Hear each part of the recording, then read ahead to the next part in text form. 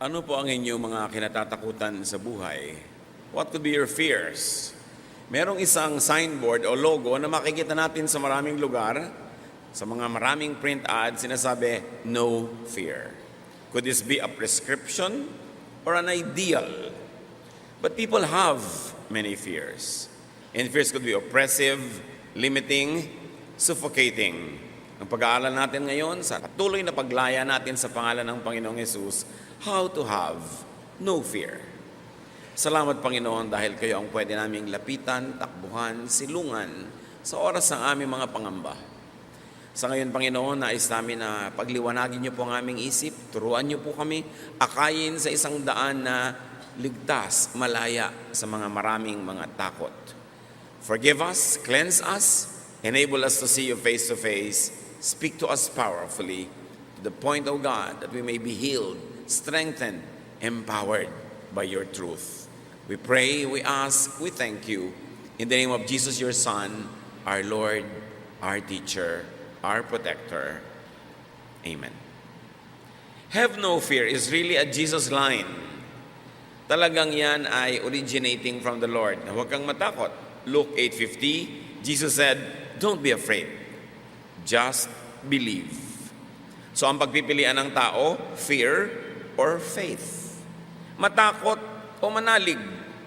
Mangamba o sumilong sa pangalan ng Panginoong Hesus. So why fear when you can have faith? The Jesus lifestyle is characterized by having no fears. At yan ang naramdaman agad ng kanyang mga alagad, kaya dumami ng dumami ang sumusunod sa kanya dahil noong mga panahon na yon, tulad ng panahon natin, napakarami kinakatakutan ng tao. So ang mga prinsipyo ng Panginoong Hesus, do not fear the storm, do not fear evil spirits, even suffering, do not fear people, up to the point of do not even fearing death. Isang malaking kalayaan ang makahulag po sa takot.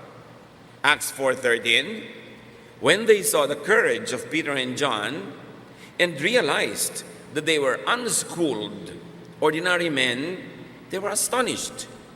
And they took note that this man had been with Jesus. Nung panahon ng Panginoon, society was very highly stratified. May high society, may low society, there was no middle class. At yung mga ordinaryo, mga tao, talagang nangangayupapa doon sa mga special na tao, sa mga edukado, sa mga mayaman at makapangyarihan. Pero nagtaka ang lahat kung bakit ang lakas ng loob nila Pedro at ng kanyang mga kasamahan. Para mga walang takot, walang inferiority complex, walang pangamba, hindi nangangayupapa, hindi mapigil. At yun ang kanilang nasabi, kaya pala, mga tagasunod to ni Jesus. Si Jesus mismo na walang takot, maging sa kamatayan, natural ang kanyang mga tagasunod ay natanggalan din ng takot sa maraming bagay. To be with Jesus means to have no fear. Kaya hindi bagay sa mga Kristiyano yung marami pa mga fears o kaya hindi man lang nababawasan o humihina ang mga takot nila. More of Jesus means less fear. Pag sobra tayong natatakot, alam na natin ang dapat na reseta, dagdagan ng pananalig, dagdagan ng paglapit kay Jesus. The choice is yours. If you're going to be afraid, or if you're going to believe. How do we go to the point as to not have fears? Have no dark or dirty secrets. Malaking takot ang ibinibigay ng mga sikreto natin, lalo yung mga marurumi at madidilim na mga sikreto. Mga krimen na nagawa, mga pagkukulang, mga pagtataksil, pandaraya, pagnanakaw. You create even your own shadows. At ang mga taong may mga malalakit, madidumit, maruruming mga lihim, ay maraming takot sa buhay. John 18:20, but Jesus told him, I have spoken freely in front of everyone. I have not said anything in secret. Mas maraming sikreto ang tao, mas maraming dapat itago. Mas maraming dapat ikatakot na mabunyag. So don't be blackmailable. Ang nabablockmail lang naman yung merong malaking lihim na sa takot niyang mabunyag, babayaran niya ng anuman Susuhulan niya, tatakpan niya ang bibig ng sino mang gustong magbunyag sa kanya. Blackmail draws strength from people's secrets and fears of being found out. Kahit pa yun ay political, social, or emotional blackmail. Numbers 32:23, you may be sure that your sin will find you out. Lalabas at lalabas ang totoo. Mabubunyag at mabubunyag ang katotohanan. So no fear means no deception. Gusto mong mabuhay ng malaya sa takot, huwag kang mandaya. Huwag kang magnakaw. Huwag kang mangumit. Huwag kang manlinlang. Dapat totoo ka, hindi ka fake. 1 John 2:27, His anointing is real, not counterfeit. At yan ay isa sa mga pinagmumula ng lakas ng loob ng Panginoon kasi totoo siya. So in your life, don't be blackmailable or how not to fear being exposed. Look at the positive side of being found out. Freedom. Kung meron kayong lihim na malaki, bawasan ninyo ang mga dalahin yung takot. Huwag na kayong sobrang matakot na mabisto kasi pag nabunyag na kayo, makakalaya na kayo, finally. Kung minsan hindi nyo naman papalayain ang sarili nyo, binubuhat nyo yung malaking lihim na yan forever, and then may nagbunyag sa inyo o bigla na lang na-expose, alam nyo ang tunay na effect nun? Aside from the momentary discomfort, kahihiyan, pag-uusig, pagbabayad, ang tunay na matagal na bunga sa buhay nyo nun, kalayaan, lumaya kayo sa pagtatago. People who have many secrets have many fears. And so, set yourself free. John 8:32, the truth will set you free. From what? From falsehood and ignorance. From hiding. From needless suffering. From fear itself. Kaya kung meron kayong dapat ipagtapat nyo na. Para matapos na ang inyong pagdadala. Kung dapat kayo magbayad o magmulta, magbayad kayo at magmulta. Dahil kahit hindi kayo nagbabayad o nagmumulta, mas malaki pang binabayad nyo sa pagtatago ng isang sikretong nagpapahirap ng inyong loob, lumilimita sa inyo, naggagapo sa inyong buhay. How else do you get to a lifestyle of no fear? Have no weakness. In other words, have strength. Be perfect on your own. Pero alam naman natin lahat, mahirap maging perfect. Mahirap maging strong because even God remembers that we are dust according to Psalm 103:14. So, have strength borrowed from Jesus. Isang weakness natin yan. Isa natin yan na kinakatakutan na meron tayong weakness. Ang solusyon, maging malakas ka. Sarili mong kalakasan o kung kulang, humingi sa Panginoong Yesus. You want to be free from your fear of being weak? Accept your weakness, your imperfection, and depend on Jesus after you have done everything that you could. Improve yourself, strengthen yourself, fortify yourself, and then for all else that is missing or lacking, ask Jesus to fill you. Matthew 7:1, ask and it will be given you. Sabi ng Panginoon. 2 Corinthians 12:10, because when I am weak, then I am strong.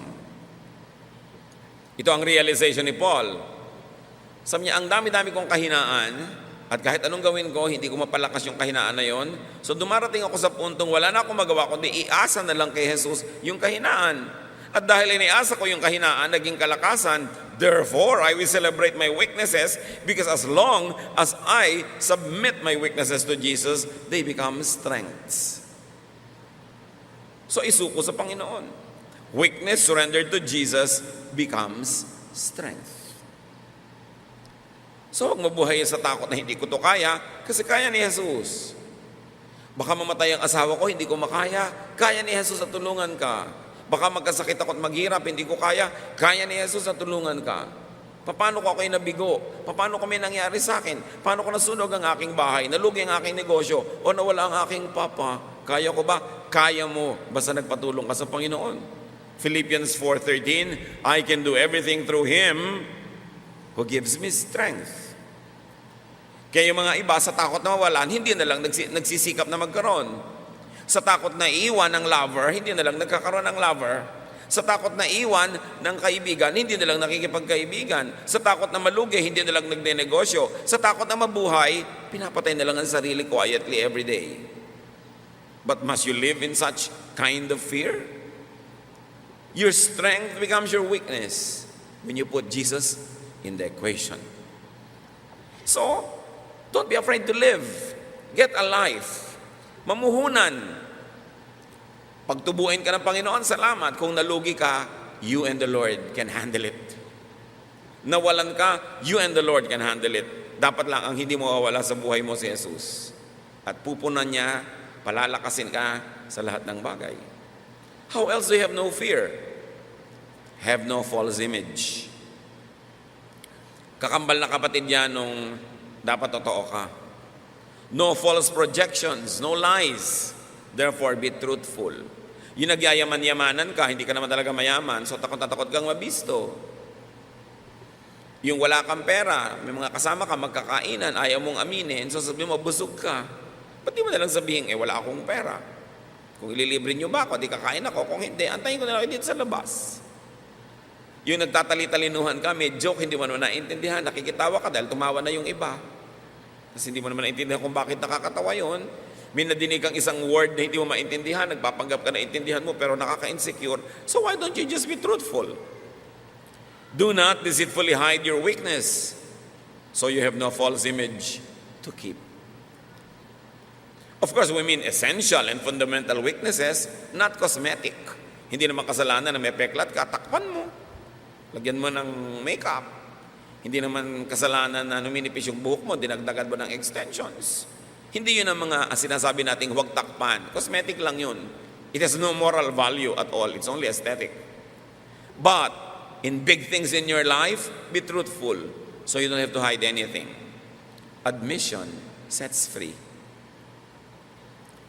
Hindi ko alam ano ba yun? Pakipaliwanag. Hindi ako marunong ng ganyan. Pakituruan ako. Hindi ko po naintindihan ang utos ninyo. Pwede po bang ulitin ninyo? Kesa magpanggap ka na intindihan, susundin mo, mali yung ginawa mo, napagalitan ka, namultahan ka pa, it creates a lot of fear. Romans 7:18-19, I know nothing good lives in me, that is in my sinful nature. For I have the desire to do what is good, but I cannot carry it out. For what I do is not the good I want to do. No, the evil I do not want to do, this I keep on doing. Paul speaking. Sabi niya, alam niyo yung gusto kong gawing mabuti, yun naman ang hindi ko magawa-gawa. Yung masamang ayaw kong gawin, ang totoo, doon na lang lagi umuwi, yun ang nagagawa ko. At dahil inaamin niya yon, parang sugat na tinatanggal ang takip para malinis, malanggas, magamot. Hindi pwedeng takpan ng sugat at asahan mong gagaling. Hindi pwedeng takpan ang mga kamalian na hindi na itutuwid dahil ito'y hindi na maitutuwid pa kailanman. Admission could also win sympathy, if not understanding or even support. Pag inaamin mo, mas meron pa mga simpatya sa iyong tao. Alam niyo mga kapatid ko, ang dami niyo mga katangian. Ano ba ang talino niyo? O ang yaman ninyo? O ang ganda ninyo? O napakamatagumpay kayo? Maraming mainggit sa inyo. Doon sa mga potensyal na mainggit, makabubuting umamin kayo ng ilang mga kapintasan. Sa mga kumari mo na inggit, yaman ka ng yaman, pwede mong masabing, alam mo, ang totoo niyan, hirap na hirap ako kasi ang dami-dami ko ring kargo. O pwede mong sabihin, ang dami-dami ko ngang pera pero hindi kami nakakasundo ng asawa ko. Yung totoo lang. Pag nakita ng mga tao na mga kandidatong mainggit sa inyo na meron din kayong mga kulang at mga kapintasan, mababawasan yung inggit nila, baka maging supportive pa sila sa inyo. Maling-mali yung mga tao na nagkikreate ng Superman, Superwoman image. Yung I can do everything, I can handle everything, ang talino ko, ang galing ko, ang husay ko, efficient ako. Actually, wala namang matutuwa sa inyo kundi amon nyo. Kung pinapakinabangan kayo dahil ang galing-galing nyo, ang husay-husay nyo. Pero yung mga karaniwang tao, mga kaibigan, kapwa manggagawa, maiinis pa nga sa inyo yan So hayaan nyo nang makita ng mga tao yung mga pingas. Pag kami naiinggit dahil ang ganda-ganda mo, ipakita mo yung peklat mo, ito nga operasyon ko May peklat ako pagkalaki-laki. Ay, may peklat pala siya. Natuwa pa ngayon siya na may peklat ka. Hindi na siya mainggit sa'yo. Pero yung nagpapa-impress ka sobra, puro maganda lang ang pinapakita mo, yung mahusay lang, yung kalakasan mo, walang matutuwa sa'yo. It's wrong to always project a Superman or Superwoman image because you will only inspire jealousy. But when you show a little bit of your weakness, when you admit little bits of your imperfections, people tend to be kinder to you. Waiter, gutom na gutom ka, gusto mong madali. Alam mo, meron akong diabetes, bumababa na yung sugar ko. Ayan, namamatay na ako. Pakidalian mo naman. Pakadalian. Pero yung nag-aamu-amuhan ka lang, bibilisan mo, baka hulugan pa niya ng ipis yung sopas mo at tanggalin niya uli pag malapit na sa'yo. It's always good to admit a little bit of imperfection because the truth is, may imperfection naman talaga tayo. Ipakita mo, yung mga inggit na inggit sa mukha mo, siguro nagbobotox yan, siguro nag-stem cell yan. Ipakita mo yung mga kulubot na sa malayo hindi kita para makita na, ay, may kulubot din naman pala siya. Alam niyo yung mga tao, pag nakakita sila ng mga kapintasan nyo, sumasaya sila. Pero pag mukha kang perfect, nabubwisit sila sa inyo. So, bakit mo sila iinisin? Show a little bit of this and enjoy your life. And work hard at being what you should be instead of hiding what you are. Nakakapagod magpanggap. Maraming calorie at energy ang nauubos sa pagpapanggap, ba't hindi nilang ubusin yon sa self-improvement? Mapapagod ka rin lang itago yung totoo, ba't di ka nalang magpagod na gawing totoo yung image mo? How else do you have no fear? Have no loss. Isa sa mga takot natin, mawalan, manakawan, maagawan. So you don't want to fear? Don't lose anything. But you will say, imposible naman yun. Sabi nga ng iba, something's lost and something's gained in living every day. Sure. So have no loss, or how do you have no fear? Don't be afraid. Be ready to lose things. To lose people. To lose ideas. Natatakot ka na baka kung magmahal ka ay mawala din siya. Hindi ka na lang tuloy magmamahal. E di magmahal ka pero handa mo loob mo na pwede siyang mawala. Pwede siyang agawin ng kapitbahay, o agawin siya ng kamatayan, o agawin siya ng iba niya mga pangarap, pero at least 1, 2, or 3 days, nagmahala na kayo, huwag kang matakot na mawala yon, o maghanda ka na pwedeng mawala. Ganun talaga. Don't be too attached. But the other extreme is not to be attached at all. Be attached, but be ready to be detached when the time comes. Because nothing is forever. Nothing could be borrowed from the earth forever. Ibinabalik lahat.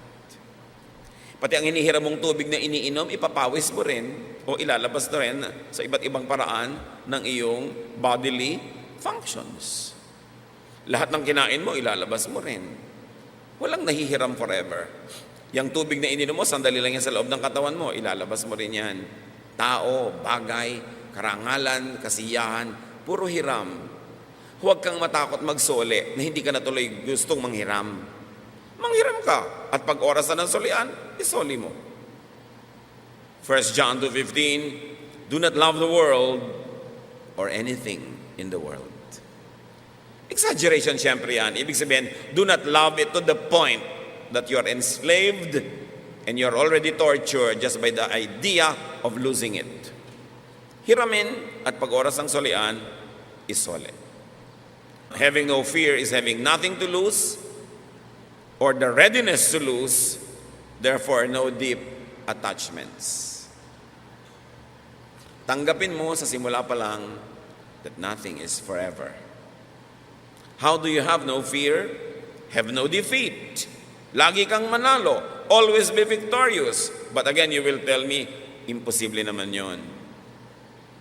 So how do you have no fear of defeat? Either you always be victorious or be ready to be defeated. Do your best. Pag natalo ka, sa mo natural. You don't win all the time. You win some, you lose some. Something lost, something's gained every day. Yung iba ayaw na lang matalo, hindi na lang sila tuloy tumatakbo sa karera, hindi na lang sila nakikipag-compete, hindi na lang sila nabubuhay. Join, at kung natalo ka, of course. May mga araw na talo ka, may mga araw na panalo ka, at tanggapin mo sa fact na mas madalas talo. Kasi by virtue of statistics, isa lang naman ang nananalo. Sumali ka sa beauty contest, ikaw ay 17th runner-up, pwede na yun. Kasi hindi ka na sumali kahit kailan sa takot mo. So either you have victory or be ready not to win all the time. When you always do your best and that somewhere in your heart you are ready not to win all the time, you will be happy and you will be fearless. Ecclesiastes 9:11. The race is not to the swift or the battle to the strong, but time and chance happen to them all. Sabi, hindi ko mo mabilis kang tumakbo, mananalo ka sa karera. Hindi ko mo makalakas ka, mananalo ka sa gyera. Ecclesiastes 9:11, Contemporary English Version says it better. We each have our share of bad luck. Inaalat lang talaga. Inaalat ka, di sorry. Next time naman, baka iba. Tuwing sisikat ang araw, o tuwing lulubog ito, no matter what time of the day you start working and living, always be ready to win, but always be ready to lose. Participate in life. Give your best. You don't always get the best back. But when you always give your best, you will never get the worst. Ang batting average mo magiging mataas. How else do you have no fear? Have no pain. Diyan tayo takot sa pain. Have a painless life. But then again, you say, hindi naman pwede yon. Sabi ng Ecclesiastes 2:23, all of man's days, his work is pain and grief. Even at night, his mind does not rest.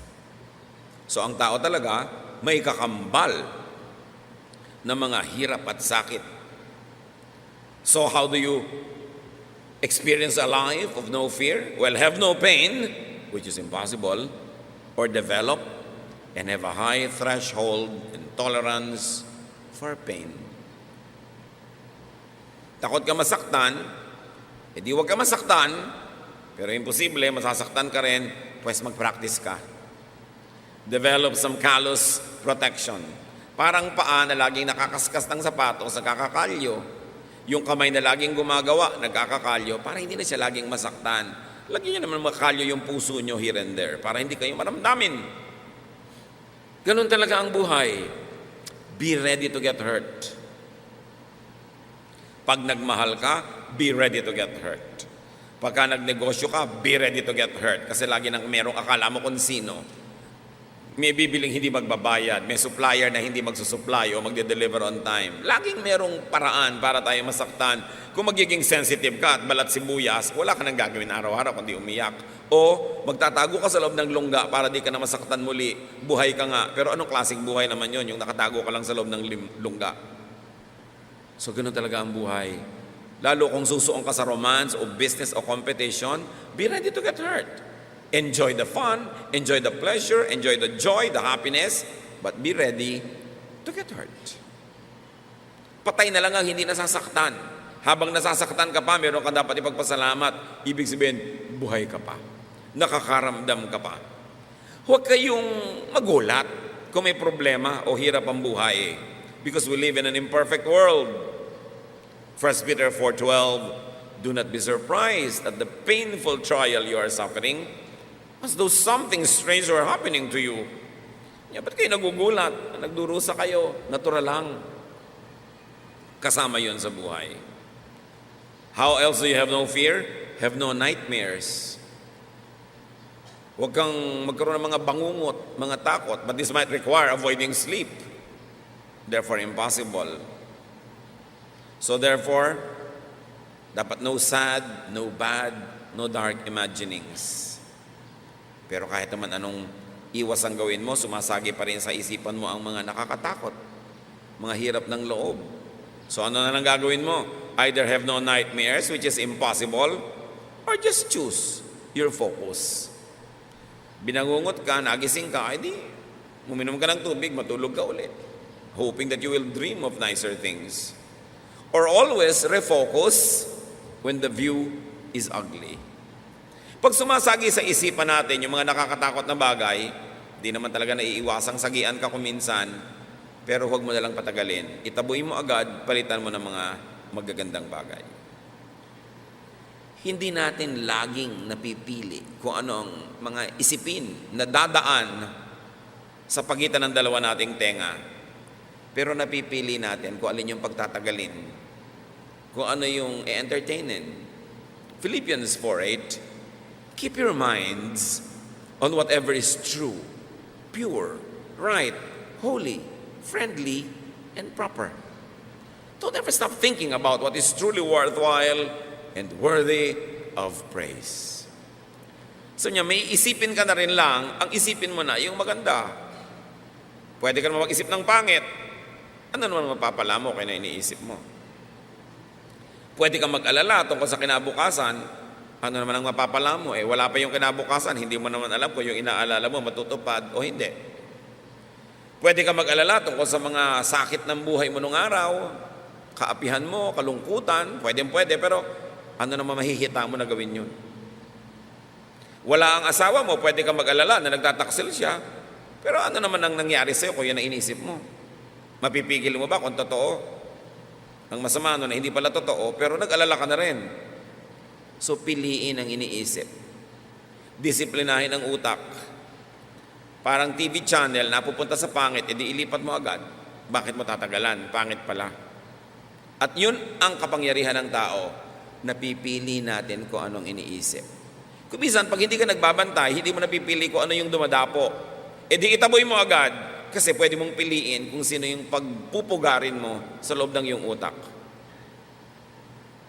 Mga ibon, dadapo-dapo, pero pag binugaw mo naman, umaalis. Pero pag pinamahay mo, magtatagal, mangingitlog pa. It's your choice. So how do you have no fear? Have more of Jesus. Gaano natin siya kakilala? Gaano natin talaga kala mo mga katuruan niya? And let Jesus have more of you.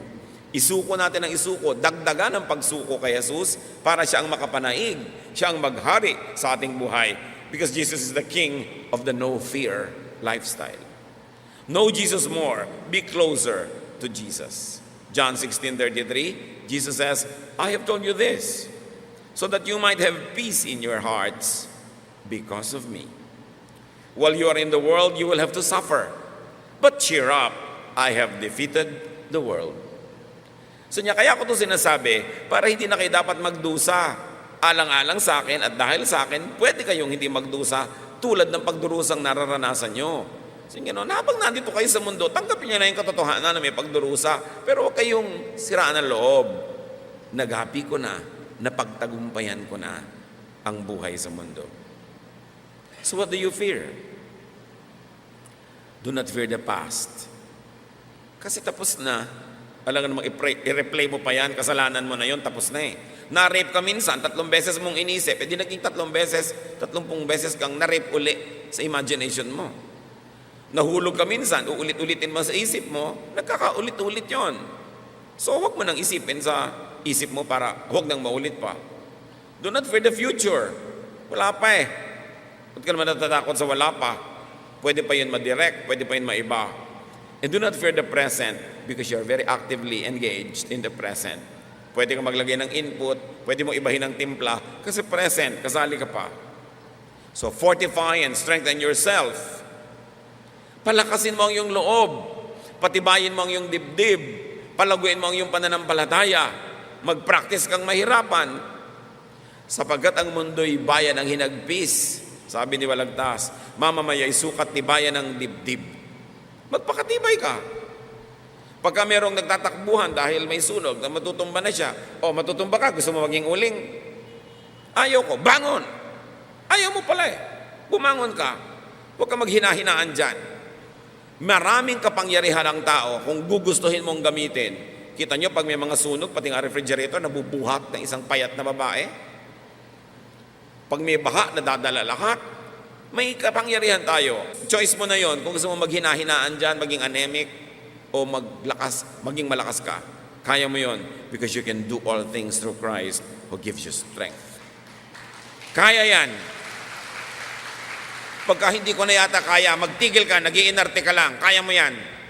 Hindi mo na lang yan kaya kung patay ka na, buhay ka pa eh. At pag may buhay, may pag-asa. Desensitize yourself.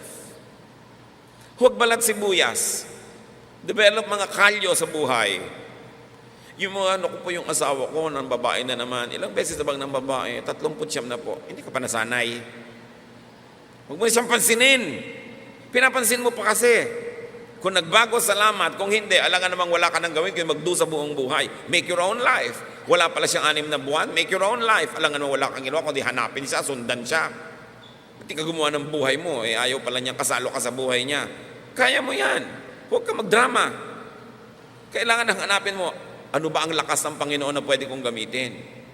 Diba? Parang yung babaeng balo, walang-wala po kami, yung mga anak ko, kukuhanin na ng mga nagpautang sa amin, gagawing slaves. Sabi ng propeta, ano bang meron ka sa bahay mo? Huwag mong isipin yung bahay ng iba, ano yung meron yung iba. Ikaw, anong meron ka? Wala po, konti lang langis. Yung palang meron ka bumalik ka. Pinarami ngayon, kasi meron naman siya nun Basta meron ka kahit isang patak, pwedeng paramihin niya ng Diyos. So anong meron ka? Meron at meron ka, hindi pwedeng wala. Huwag mong sasabihin sa buhay yung walang-wala ako. Kasi pag sinabi mo yon, pati yung mga nandyan, hindi mo napapansinin kasi lilinlangin mo na rin yung sarili mo na talagang wala nga para magmukha ka lang tama. Meron, hindi pwedeng wala.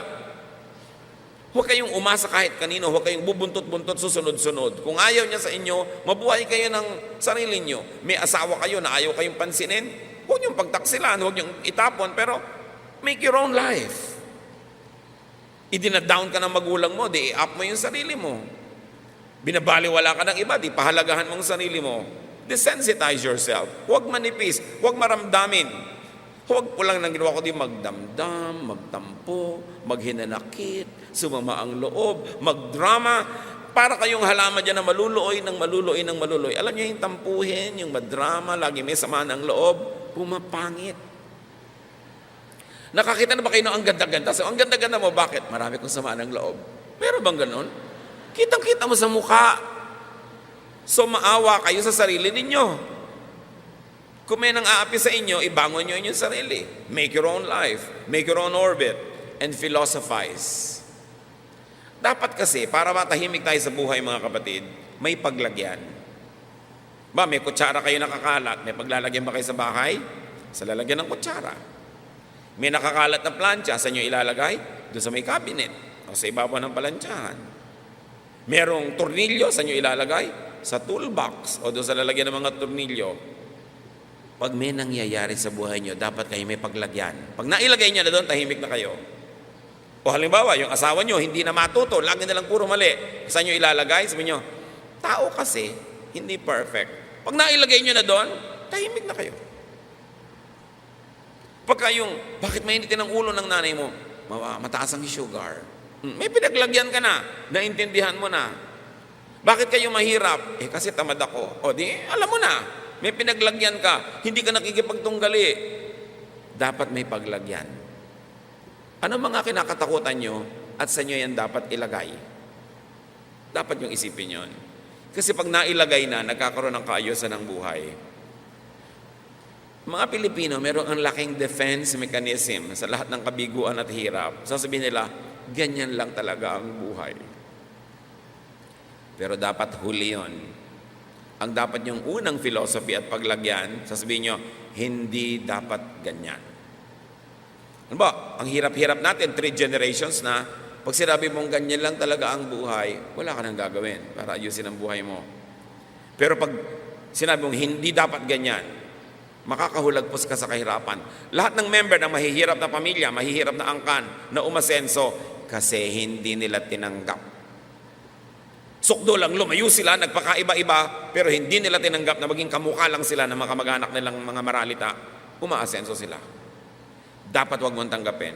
Naaapi ka, wag mong tanggapin. Huwag mo sabihin ganyan lang talaga. Hindi ako dapat naaapi. Therefore, papalakasin mo ang sarili mo. Kung ipagtanggol mo yung karapatan, gagawin mo. Huwag mong tanggapin na ganun ka lang. Pero kailan sinasabi yung ganyan lang talaga? O nagka-cancer ka, stage 7, wala ka nang magawa. Alam mo, makipaglaban ka pa doon. Magalit ka pa sa Diyos. Sasabihin mo na talaga, ganyan talaga ang buhay. May nagkakasakit, may hindi. Kailan mo ilalagay yung ganyan talaga? Kailan mo ilalagay yung hindi dapat ganyan? Dapat mong isipin kung alin doon at saan ka lalaya. Truth sets free. Dapat ay merong pagkalagyan ka sa loob mo at sa pag-iniisip mo. Ang bait-bait mo, ang husay-husay mo, bakit ang lahat nagiging problema?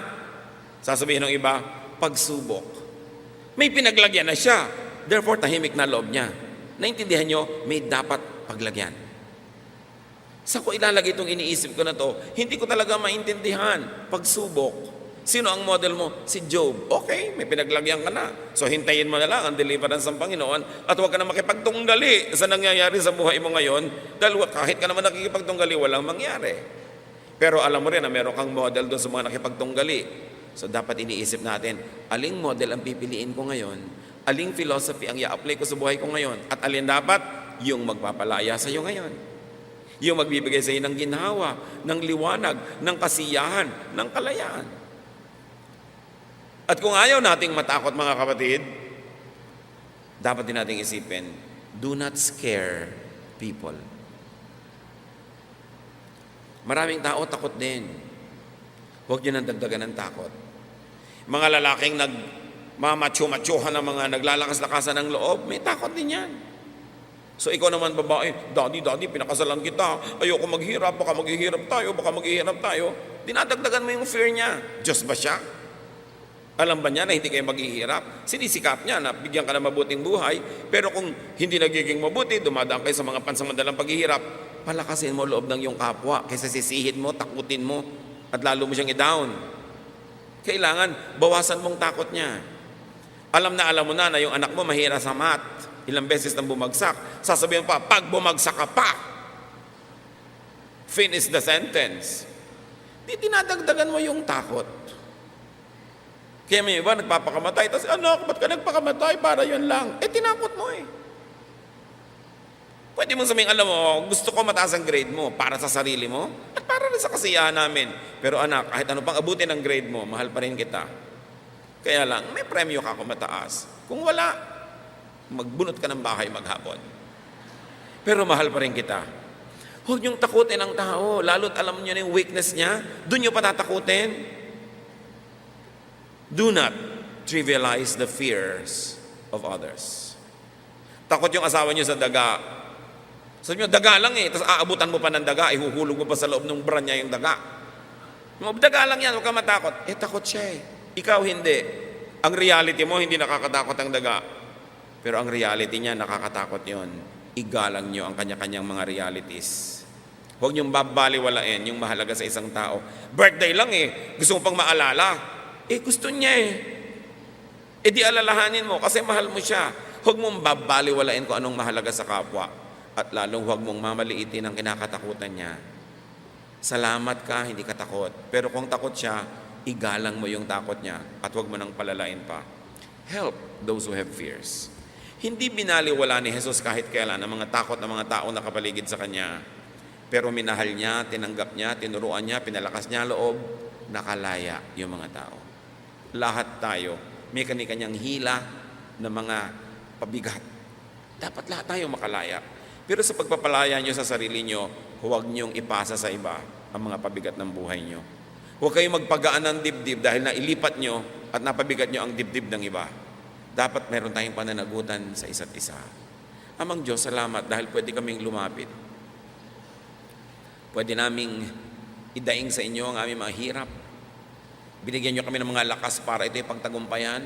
At sa mga panahong di namin makaya, binibigyan nyo rin kami ng pagpapatawad, pagpapalakas ng inyong mga himala. Napakabait nyo sa amin. Salamat po. At nawa kung gaano kayo kabait sa amin, maging inspirasyon namin para maging mabuti rin kami sa aming kapwa.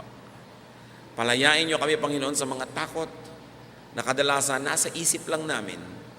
Set our minds free. Help us to clarify our thoughts. Bigyan mo kami ng kaliwanagan at nang makalaya kami sa mga iba't ibang kadiliman na kinabibilangguan ng aming espiritu. Pagbulay-bulayan natin mga kapatid ang mga katotohanan ito. Palayain niyo ang inyong mga sarili sa pangalan ng Panginoon. What do you fear? Set yourself free. Do what it takes to be free. Do what you can and leave the rest up to Jesus. And also, set other people free. Set them free from their fears. Help them. Do not add to their fears. Huwag kayong manakot. Huwag kayong mang-blackmail. Be kind. Be good. Lord, sa amin pong pansamantalang pananahimik, turuan niyo po kami. Ang karunungan niyo po ang maghari sa aming buhay at makita namin na inyong magandang kalooban. Be alone with the Lord for a while. Reflect on God's personal message to you.